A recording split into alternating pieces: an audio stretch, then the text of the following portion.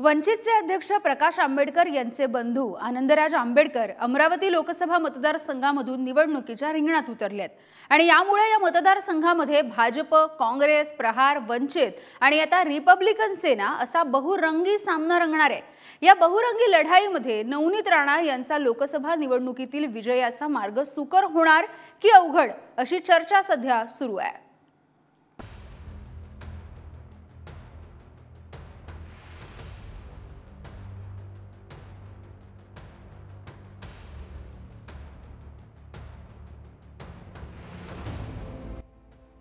Republican सेनेचे प्रमुख आनंदराज आंबेडकर अमरावती लोकसभेच्या रिंगणात उतरलेत। जोरदार शक्तीप्रदर्शन करत त्यांनी अमरावती लोकसभा निवडणुकीसाठी उमेदवारी अर्ज दाखल केला।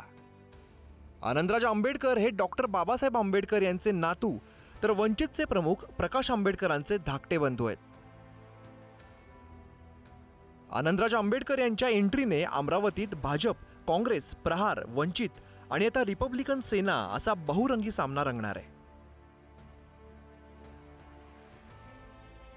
अमरावतीत नवनीत राणा भाजपाकडून आहेत तर दिनेश बुब हे प्रहारकडून आहेत। बळवंत वानखेडे हे काँग्रेसकडून आहेत तर वंचितकडून प्राजक्ता पिल्लेवान आहेत। आनंदराज आंबेडकर रिपब्लिकन सेनेकडून आहेत। मतदारांचा जो प्रचंड उत्साह आहे तो पाहून माझा सुद्धा उत्साह द्विगुणित झालेला आहे आणि याच पद्धतीने लोक माझ्या विश्वास ठेवतील अशी अपेक्षा ठेवतो की आज अमरावतीचा विकास हाच माझा ध्यास आहे आणि तुम्ही जर योग्य पद्धतीने माझी निवड केली ते अमरावतीचा सर्वांगीण विकास झाल्याशिवाय आम्ही शेतकरी असेल, आपले बेरोजगार असतील, दलित कष्टकरी या सर्वांच्या विकासाचं काम केल्याशिवाय राहणार। विद्यमान खासदारांनी आतापर्यंत कोणत्याही प्रकारचे विकास कामांना अजून मार्गी लावलेले नाहीये। त्या अनुषंगाने मी लढाई लढून पुढे जाण्याचा प्रयत्न करतो। भाजपाने अमरावती लोकसभा मतदारसंघात विद्यमान खासदार नवनीत राणा यांना उमेदवारी दिली आहे।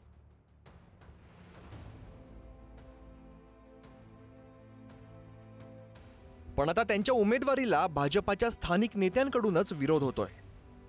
त्याच पार्श्वभूमीवरती अमरावतीत चंद्रशेखर बावनकुळेंच्या उपस्थितीत भाजपाच्या नेत्यांची संवाद बैठक पार पडली। यावेळी खासदार अनिल बोंडे, माजी पालकमंत्री प्रवीण पोटेंसह महायुतीमधील पदाधिकारी उपस्थित होते। मात्र यावेळेला भाजप नेते तुषार भारतीय यांचा राणांच्या उमेदवारीला विरोध असल्याने त्यांनी बैठकीकडे पाठ फिरवली। त्यामुळे चंद्रशेखर बावनकुळेंनी तुषार भारतीय यांची भेट घेत नाराजी दूर करण्याचा प्रयत्न केला। जे झेंडा तुम्ही निर्माण केला, जेव्हा रक्ताचं पाणी केला, ते क्षणापासून ते आजपर्यंत ज्या संघाचे कार्यकर्त्यापासून भारतीय जनता पार्टीचे सगळे कार्यकर्त्यापर्यंत त्यांच्या योगदानवर मी एक चुटीसारखी योगदान माझा नाही। म्हणून मी आपल्या सगळ्यांना विनंती करू शकते की आपण सगळे एकत्रित या। कुठे चूक झाली तुम्ही पुढे राहा, मी मागे राहीन। आत्ताही नाही, याचे पुढे सुद्धा तुम्हाला मी पुढे कराने मी मागे राहून या भारतीय जनता पार्टीच्या शेवटचे टोकापर्यंत काम करणं आणि प्रामाणिकता आणि डेडिकेशन ठेवून मी काम करत। मी सर्व घटक पक्षांना विनंती करणार आहे की नवनीत राणाजी यांच्या जे कमळ चिन्ह आहे या कमळ चिन्हाला प्रचंड बहुमताने विजयी करण्याकरता आपण सर्वांनी सहकार्य करावं। त्यामुळे मला अपेक्षा आहे की थोडी मोठी नाराजी असतात जेव्हा नवीन उमेदवार असतं, अपेक्षित त्या ठिकाणी आपल्याला असतं की आम्हाला उमेदवारी मिळावी, आम्हाला उमेदवारी मिळावी। तर शेवटी एकावेळी एकच व्यक्ती लढू शकतो। त्यामुळे मला वाटतं की सर्वांचं समर्थन मिळेल। नवनीत राणांविरोधात आमदार बच्चू कडू यांनी आक्रमक भूमिका घेतली आहे। बच्चू कडू आता राणांविरोधात स्वतः प्रचार करू लागलेत। प्रहारचे उमेदवार दिनेश बुब यांच्या प्रचारार्थ कार्यकर्ता मेळावा घेण्यात आला। राणा दाम्पत्यानं आदिवासी महिलांना वाटलेल्या साड्यांवरून बच्चू कडूंनी टोलेबाजी केली। कोणतं बेमान निघालं तर पैसा मायेची सेवा नाही करू शकत। मायेची सेवा करायला अंतर्मन तयार पाहिजे, चांगले विचार पाहिजे। 17.5 रुपयाची साडी विकून त्या मेघाटची बेइज्जती करून टाकली।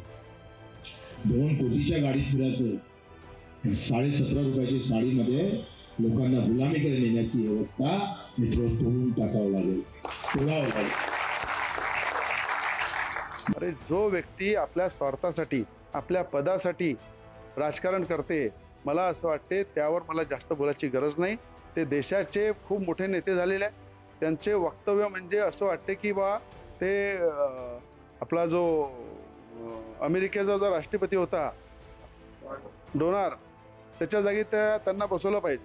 ते अमेरिकेहून बरोबर लक्ष देतील आपल्या देशाकडे आणि काहीतरी देशाचं भलं होईल.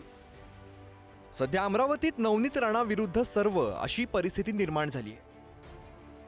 कारण प्रहार संघटनेचे अध्यक्ष बच्चू कडूंनी राणांच्या विरोधात दिनेश बुब यांना आपल्या पक्षाची उमेदवारी दिली. काँग्रेसकडून दर्यापूरचे आमदार बळवंत वानखेडेंना लोकसभेच्या मैदानात उतरवलंय. वंचितकडून प्राजक्ता पिल्लेवान या तरुणीला संधी देण्यात आली आहे. तर आता आनंदराज आंबेडकर ही अमरावतीच्या निवडणुकीत उतरलेत. अशा परिस्थितीत नवनीत राणांचा लोकसभा निवडणुकीतील विजयाचा मार्ग सुकर होणार की अवघड, अशी चर्चा राजकीय वर्तुळात रंगली आहे. छगन जाधव, पुढारी न्यूज, अमरावती.